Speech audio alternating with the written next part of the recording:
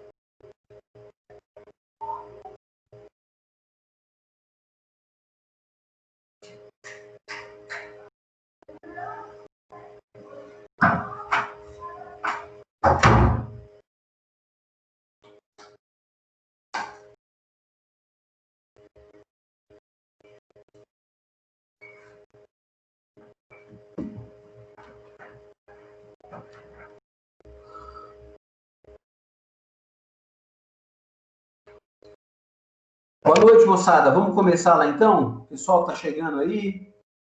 Muito pouca gente ainda. O pessoal vai chegar. Como é que a gente vai fazer?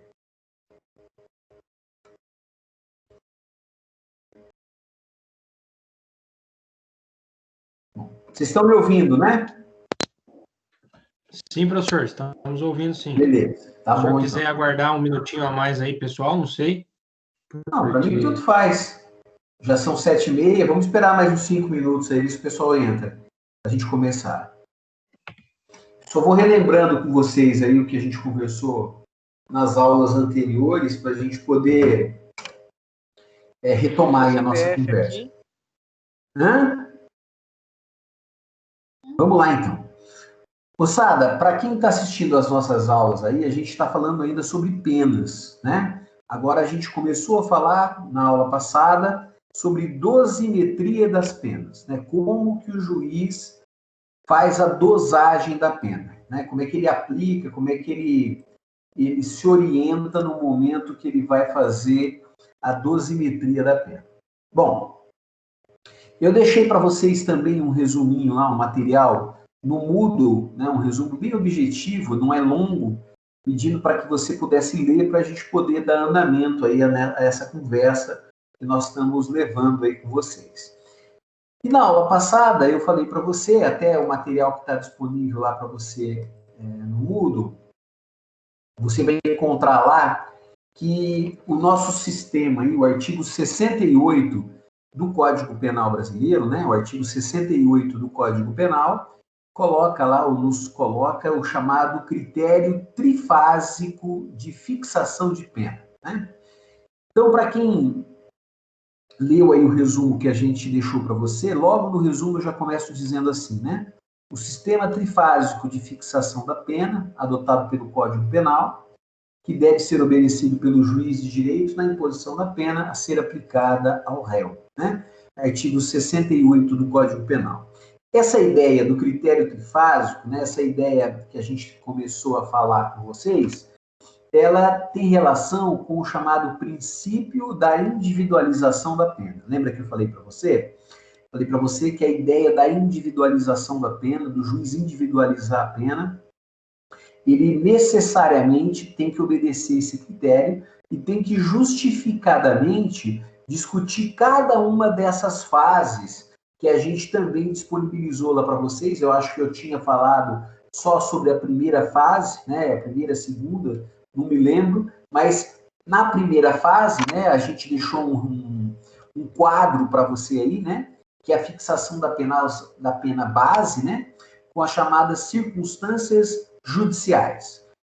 Essa fixação da pena base, né, a primeira fase aí do juiz dosando a pena, ele vai utilizar como critério os elementos lá do artigo 59 do Código Penal. Então, deixa eu relembrar vocês. A partir do momento que o juiz se convence que o fato é típico e ilícito e que o sujeito é culpável, né, ou deve ser culpado, o juiz vai, se convencendo da autoria do crime, da materialidade, das provas que pesam contra o réu, o juiz vai começar a passar ou entrar nesse critério trifásico. Então, para aquele que é o desavisado, né, esse critério trifásico, ele só acontece, moçada, naquelas situações onde o réu vai ser condenado, né?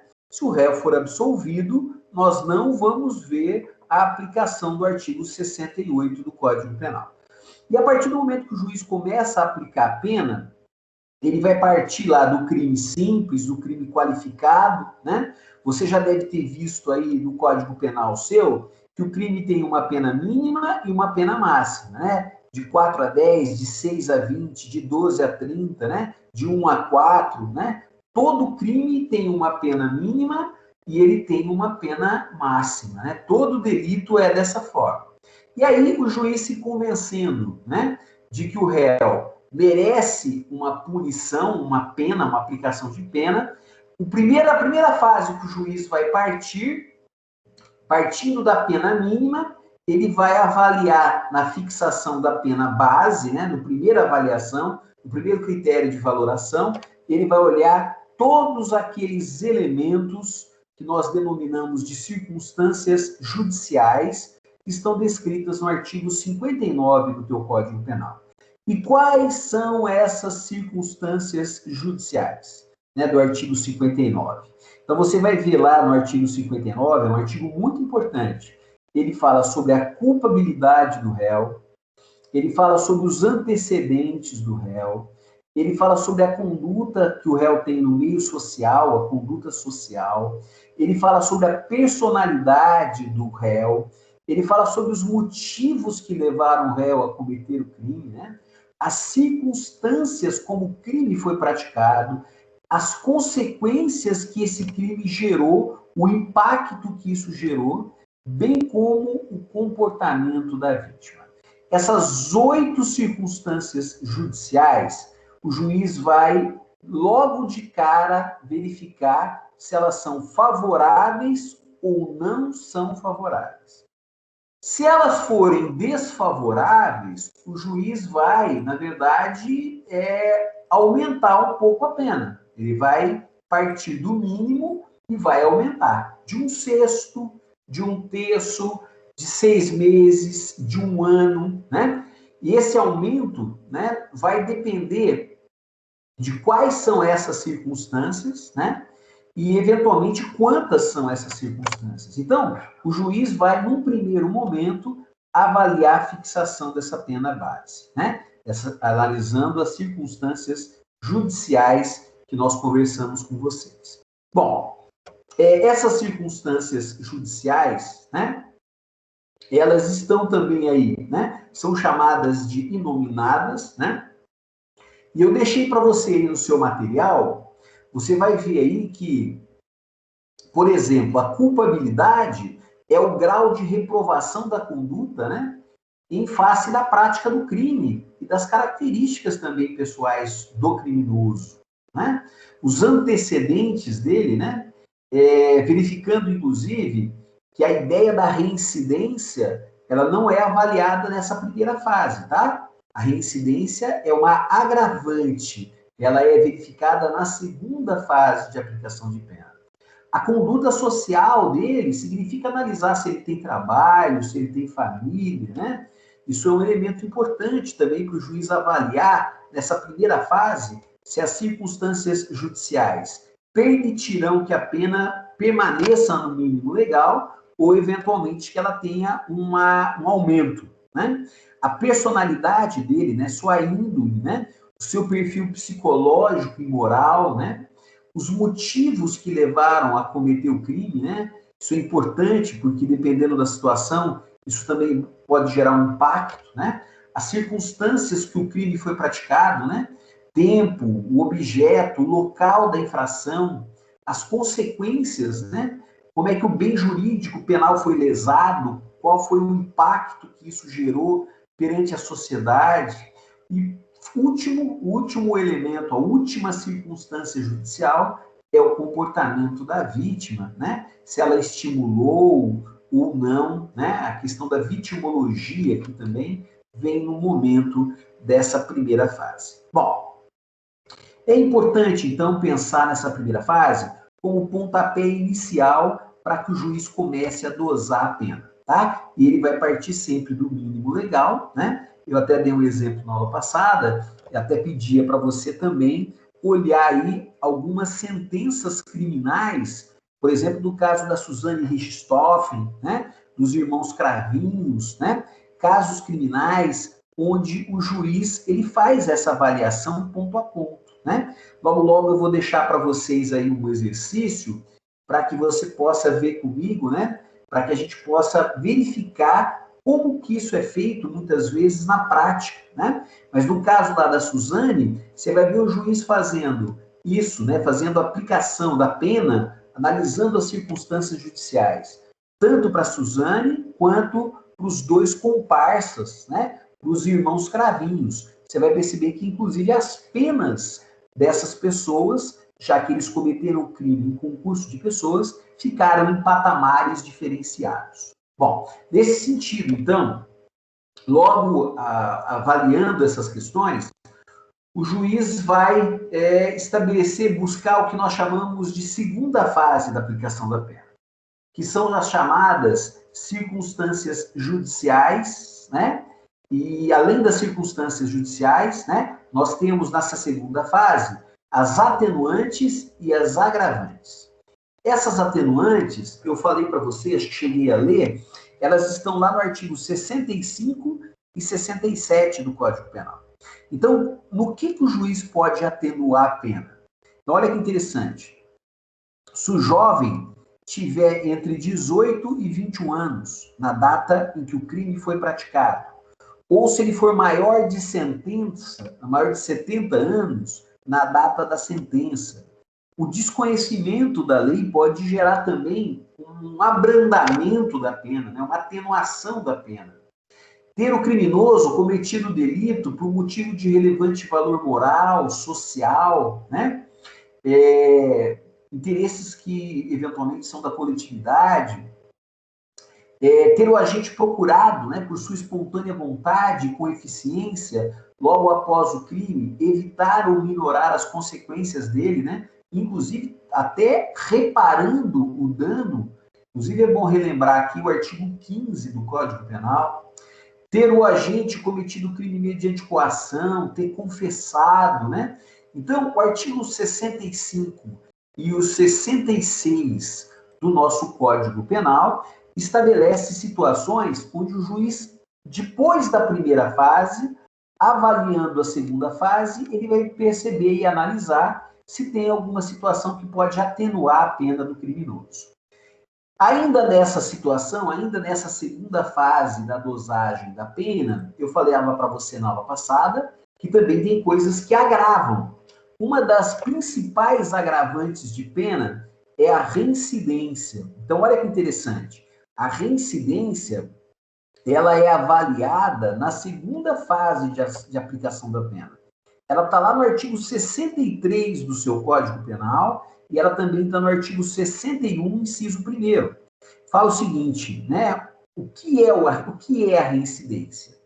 Ela acontece, ela se verifica quando o agente comete novo crime depois de ter transitado e julgado a sentença que, no país ou no estrangeiro, tenha condenado esse sujeito por crime anterior, né? Ou seja, o sujeito condenado definitivamente venha cometer novamente um crime, né? Lembrando ainda que eu falava para você que a ideia da reincidência, ela também tem um período que nós chamamos de período depurador. O que é esse período depurador? O artigo 64, inciso 1º do seu Código Penal, fala que passados 5 anos do cumprimento da pena ou da sua extinção, o sujeito volta a ser primário. Então, significa dizer que se o novo delito for cometido após os 5 anos em que a pena foi extinta ou que o sujeito cumpriu integralmente a pena, passados 5 anos, essa condenação anterior não poderá ser considerada como reincidência. Isso, na verdade, é razoável, né? Até porque a pena não tem natureza perpétua e os efeitos da condenação também não podem ter natureza, ou não pode ter natureza perpétua. Então, essa reincidência, que está logo no artigo 61, inciso 1º do Código Penal, é algo extremamente importante, né? E gera para o juiz uma avaliação de agravar, né? Nessa segunda fase da pena, né? Depois que o juiz verificou se atenua, ele vai passar nessa segunda fase para análise das agravantes. Professor, Oi? no caso da reincidência, se for de mesmo crime ou pode ser de crime diverso? De mesmo crime é o que nós chamamos de reincidência específica. O que é reincidente específico? O cara que comete furto, ou que comete furto e qualquer outro crime contra o patrimônio. Por exemplo, furto e roubo, furto e receptação. Por uma parte da doutrina, isso seria reincidência específica. Mas não precisa ser o mesmo crime. Pode ser qualquer crime. Inclusive, eu deixei para vocês aí situações, né?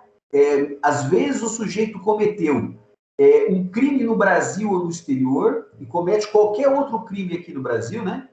Ele é considerado reincidente. Às vezes ele foi condenado por um crime no Brasil ou no exterior e comete uma contravenção, ele é reincidente. Então, nesse sentido aí, qualquer tipo de delito. Então, se um cliente teu, Guilherme, for condenado hoje, definitivamente, foi condenado hoje a uma pena de 2 anos. Vamos imaginar que ele cumpriu essa pena de 2 anos em regime aberto. Então, ele vai cumprir a pena em 2021, 2022. A partir de 2022, passados 5 anos, então em 2027, ele volta a readquirir a condição de primário. Tá? Se ele cometer um crime nesse período de 7 anos, né, dos 2 anos que ele está cumprindo a pena, e mais os 5 anos depois da extinção da pena, se ele cometer um novo crime, qualquer crime, tá? Ele será considerado pela lei penal como reincidente. Entendeu? Entendeu, Guilherme? Sim, professor. É o Igor. Ah, o Igor. Entendeu, Igor? Entendi. Entendeu, meu querido? Aí sobe a pena dele também, no caso, né? Sobe. Segunda fase. E se tem uma coisa péssima, vou te dizer um negócio aí. Se tem uma coisa péssima para o juiz criminal, chama-se reincidência. Você vai ver na prática aí, o dia que você for advogar, que o juiz já arrepia de cara se o sujeito for reincidente. Por exemplo, pode o juiz negar a liberdade provisória. Alguns benefícios tem para o réu reincidente, para o condenado reincidente, para ele ter direito à progressão de pena, livramento condicional, as regras mudam.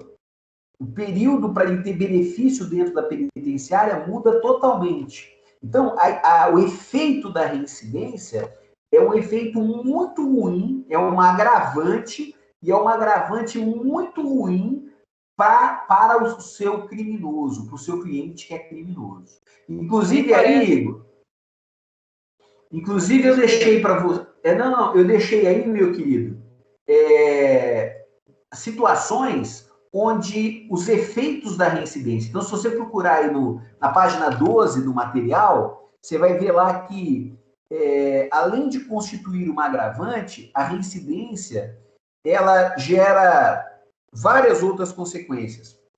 Por exemplo, ela impede a obtenção de sursi, ela constitui circunstância preponderante no caso entre agravante e atenuante, ela aumenta o prazo de cumprimento da pena para a obtenção do livramento condicional, ela gera impacto, revoga o sursi, se eventualmente o sujeito estava tendo benefício nesse sentido, ela interrompe o prazo da prescrição executória, ela aumenta o prazo da prescrição da pretensão executória, ela revoga a reabilitação, ela impede o reconhecimento do privilégio em alguns crimes, ou seja, ela traz um problema seríssimo dentro do mundo penal, tá?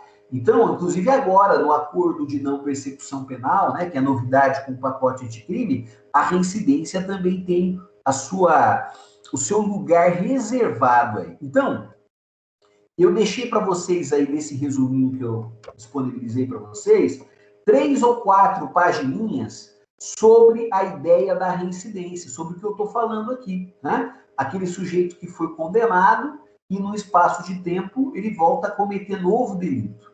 Isso, segundo o artigo 61, né, e o 64 do nosso Código Penal, é algo que gera um problema muito sério, né, dentro do contexto penal. Tá joia? Professor, só pegando Oi. um gancho pro senhor aqui, nem parece que traz tanto malefício assim, que a maioria da população carcerária é reincidente, né? Mais de 70%, Igor, da população carcerária é reincidente. E pior, tem mais um dado importante. Muitas vezes a reincidência é específica. O sujeito lá, ele é voltado ao tráfico de entorpecentes. Então, ele tem condenações lá por tráfico de entorpecentes, um monte de condenações e processos em andamento por tráfico de drogas, né? Às vezes, ele tem lá extorsão mediante sequestro, né? 157, né? Os delitos contra o patrimônio aí despontam, principalmente em momentos de crise, como um crime muito praticado, né? E, consequentemente, a população carcerária, ela volta e meia vem a reincidir, né? Nós temos aí um estudo, uma radiografia do sistema prisional brasileiro, né? É um estudo aí, acho que o último estudo que foi feito, pelo menos o que eu li, foi um estudo de 2017, né? Mais de 70% da população carcerária no Brasil hoje é reincidente, ou são reincidentes. Então, isso, infelizmente, né, por um lado, demonstra que a pena não ressocializa e que o crime, de alguma maneira, pode compensar, né? Não sei se compensa, né? Só sei que essa população, esse grupo de jovens condenados que cumprem pena no Brasil, Não eles já intimida, foram... Ou não intimida. Também é uma variação aí, né? Mas é uma questão interessante isso, né? A reincidência, ela é uma agravante avaliada na segunda fase de aplicação de pena e que tem uma particular importância dentro do sistema, não só de dosagem de pena, mas dentro do sistema de impedir que o criminoso tenha benefícios, tá? Bom, é importante também demonstrar que a prova da reincidência, como é que se prova a reincidência? Através de uma certidão, né? Certidão judicial, né? De uma folha de antecedência, de uma certidão que demonstra quando que o sujeito foi condenado, né? Se foi condenado definitivamente e, eventualmente, se ainda essa condenação ainda está gerando seus efeitos, já que a ideia da reincidência ela também não é eterna, né? Ela tem prazo definido, ela tem prazo fixado e, consequentemente, ela, em algum momento, ela vai parar de gerar os seus efeitos. Até, eu deixei para vocês aí no material, essa ideia da reincidência já foi até discutida a constitucionalidade dela, né? Tem autores aí que pensam e defendem a ideia de que a reincidência ela não seria constitucional, mas isso já foi afastado. O Supremo Tribunal Federal, em algumas oportunidades, reiterou a decisão de que a reincidência é, sim, constitucional e que ela deve gerar efeitos importantes dentro do mundo penal. Bom, então, só para contextualizar aqui, o juiz optando por condenar o sujeito, a primeira fase, circunstâncias judiciais, fixação da pena base, artigo 59. Ele vai verificar se essas circunstâncias são favoráveis ou não. Se as circunstâncias forem favoráveis, a pena fica no mínimo legal. Se aquelas 8 circunstâncias, ou uma delas, do artigo 59, forem desfavoráveis, o juiz vai aumentar um pouquinho a pena nessa primeira fase da dosagem da pena. Na segunda fase da dosagem, o juiz vai verificar, no caso concreto, se existe alguma situação que venha atenuar a pena do criminoso. Por exemplo, se ele tem entre 18 e 21 anos, se ele confessou, se ele reparou o dano e etc. Está lá no artigo 65 e no 66 do seu Código Penal. Ainda nessa segunda fase, ele vai verificar se existe alguma situação que agrava a pena. A primeira situação que ele vai avaliar se o sujeito é ou não reincidente. Vai olhar lá dentro do processo a certidão e a folha de antecedentes do criminoso para verificar se ele é ou não reincidente. Depois, ele vai analisar também se o crime foi cometido por motivo fútil, torpe, né? Se o crime foi cometido para facilitar ou assegurar a execução, ocultação, impunidade ou vantagem de outro crime, né? Se o crime foi cometido a traição, a emboscada, dissimulação, né? Isso tudo também está descrito aí no artigo 61 do seu Código Penal. Se o crime foi cometido com veneno, fogo, explosivo, se o crime foi cometido contra pai, contra filho, contra irmão, contra cônjuge, né? Se o crime foi cometido com abuso de autoridade, olha que interessante, ou prevalecendo-se de relações domésticas, de coabitação, hospitalidade, com violência contra a mulher, com abuso de autoridade, né, nas relações domésticas, né, contra, se o agente cometeu o crime com abuso de poder, violação de dever inerente ao cargo, ofício, ministério ou profissão, né? Se o crime foi cometido contra criança, contra maior de 60 anos, que é o idoso, contra enfermo, mulher grávida, pessoas vulneráveis, né? Se o crime foi cometido, né,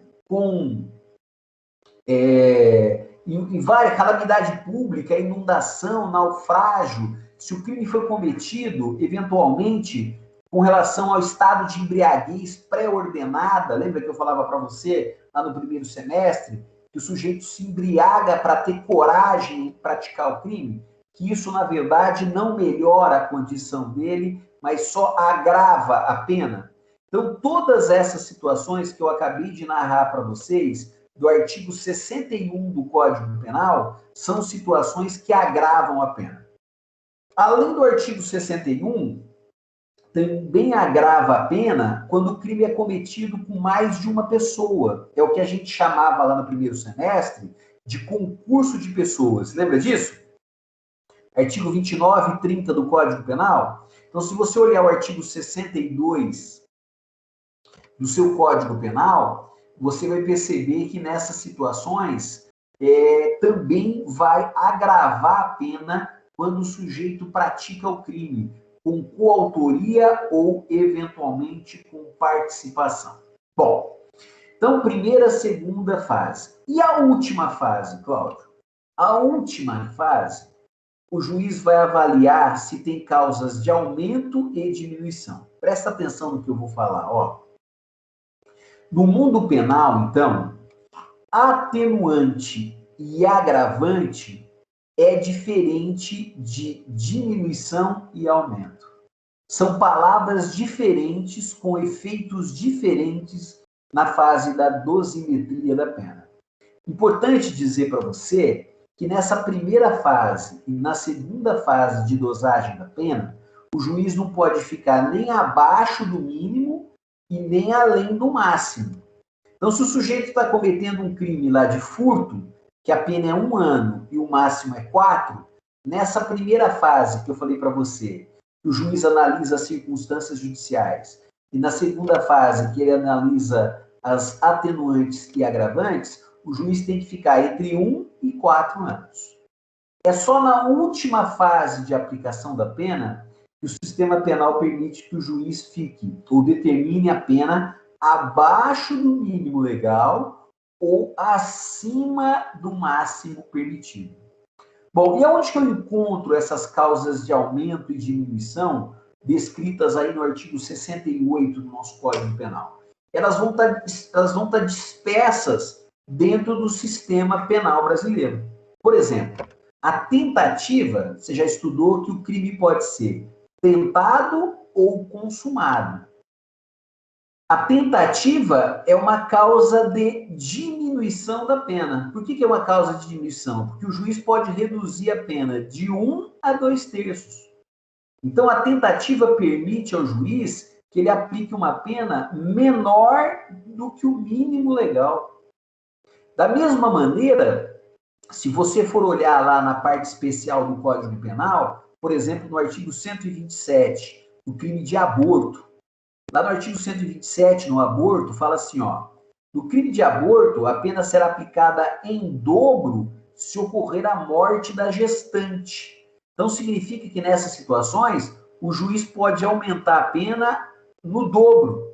Ele pode aumentar a pena, inclusive, além do máximo que o tipo penal permite. Então, nessas situações, né, é importantíssimo a gente ter em mente, né, que na terceira fase de aplicação, onde o juiz analisa causas de aumento e causas de diminuição, eu vou encontrar assim, aumento no dobro, aumento de 1/3, aumento de 1/6, diminuição de metade, diminuição de 2/3. A própria lei penal, em especial na parte onde o Código Penal fala dos crimes, você vai encontrar o quanto que aumenta e o quanto que diminui. Essa é a última fase que o juiz vai analisar no momento que ele faz a dosagem da pena. Depois que ele aplicar, depois que ele avaliar essa primeira, essa segunda e essa terceira fase de aplicação de pena, o juiz aí sim ele vai quase concluir a sentença condenatória, né? Primeiro determinando a espécie de pena, né? Se é uma pena privativa de liberdade, né? Muitas vezes. Ele estabelece a pena base, né? A pena final, muitas vezes.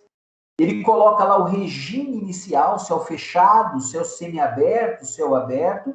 E, por último, ele avalia se o caso permite a substituição da pena privativa pela restritiva de direitos. Isso que eu estou falando para você também está no artigo 59 do seu Código Penal. Então, meus amigos e amigas, ó, quando o juiz faz a dosagem da pena, ele nada mais faz do que um raciocínio para tentar estabelecer o quanto da pena a ser aplicada àquele criminoso, se é 1 ano, se é 2 anos, se é 4 anos, se é 8 anos e 3 meses. O juiz faz uma avaliação, um cálculo matemático, utilizando a primeira, a segunda e a terceira fase da dosagem da pena. Logo em seguida, muitas vezes, ele vai também verificar, no caso concreto, qual é o regime, se é o fechado, se é o semiaberto, se é o aberto, né? E por último, pelo menos nesse primeiro pontapé inicial, se é possível substituir a pena privativa pela restritiva de direitos. Aí a gente estabelece, portanto, o que nós chamamos de critério trifásico de aplicação de pena. Então, eu gostaria muito que você passasse os olhos do artigo 59 ao 68 do seu Código Penal. 59 ao 68. Para que você possa ler o que o Código Penal fala e você também, eu gostaria muito que você desse uma olhadinha nas 20 páginas que eu deixei para vocês aí, né? Inclusive usando o material, 2 livros muito bacana e resumido.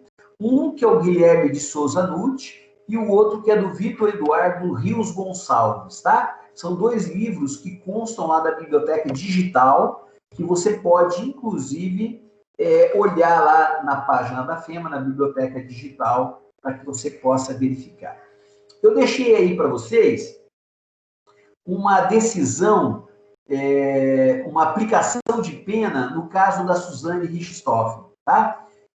É lógico que aqui, o que eu tô querendo, eu deixei aqui para vocês, que aqui, na verdade, é uma avaliação, né, como foi levado a júri o julgamento, tem algumas coisas um pouco diferentes, tá? Mas a gente vai disponibilizar para você também uma sentença mais tranquila, para que você possa verificar como é que o juiz faz essa dosagem de pena, que é um instrumento muito importante dentro da responsabilização penal.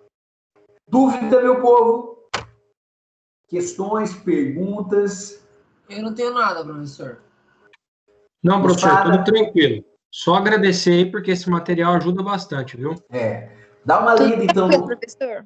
dá uma olhadinha no material que a gente disponibilizou aí. A gente sempre tenta entregar material bem enxuto para que você também possa ler e possa acompanhar nosso bate-papo. Na semana que vem eu vou finalizar isso, eu vou finalizar a ideia da dosagem da pena e vou dar um exercício para a gente fazer juntos aqui e para a gente olhar os efeitos também que uma condenação pode ter, tá? Como é que funciona aí os efeitos penais, do mundo penal, e os efeitos extrapenais.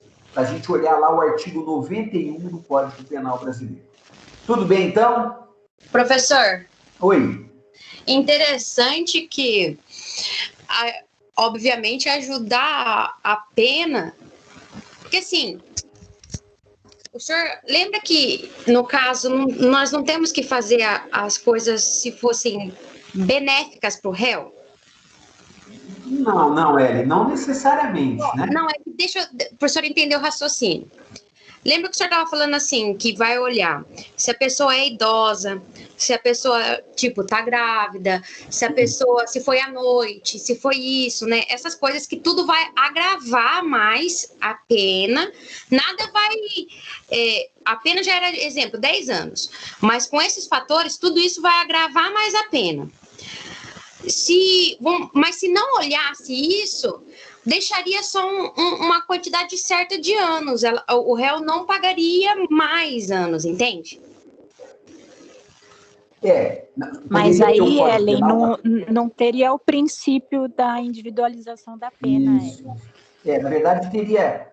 Se você olhar aí no material que a gente disponibilizou, e mesmo nos livros que eu falei para vocês, vocês vão perceber que tem duas situações, Ellen.